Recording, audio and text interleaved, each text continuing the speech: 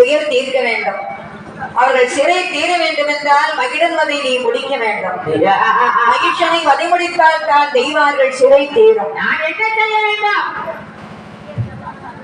அந்த மகிழனை வதம் முடித்து வா கிருஷ்ணமாரி. அவனை கத்தியால் குத்தவா, வாளால் வெட்டவா, துப்பாக்கியால் சுடவா? ஆமா, அவனை என்ன செய்வது?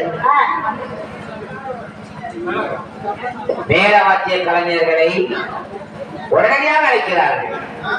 மேலவாத்திய கலைஞர் அவர்களே, எல்லாரும் உடனே கோயிலுக்கு வாங்க. பூசை நேரம் ஆரம்பமாக இருக்கிறது. மேலவாத்திய கலைஞர்கள் உடனே கோவிலுக்கு வருமாறு அன்புடன் கேட்டுக் கொள்கிறார். அம்மா கிருஷ்ணமாரி, ஆஹா, மகிஷாசுரனை வதை முடித்து வந்தால் கைலாயத்திலே இடம் கொடுத்து, பகவான் கையிலையில் இடம் கொடுத்து உங்களை எல்லாம் ஆட்கொள்வார். 8 சக்திகளை.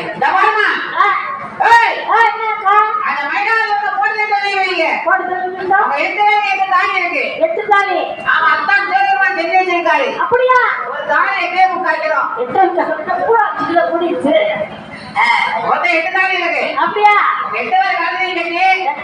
மகிழனை எப்படி வழிமுடிக்க வேண்டும்? அவன் உடம்பில் இருந்து ஒரு சொட்டு உயரம் கூட பூமியில் வரக்கூடாது. சரி, அவனை வழிமுடித்து வர வேண்டாம். ஆஹா, அப்படியானால் உங்களுக்கு எல்லாம் சந்தோஷம், தெய்வார்களுக்கும் மகிழ்ச்சி, எங்களுக்கும் நன்மைதான். சரி, மகிழன் வதை முடித்து வருகிறோம்.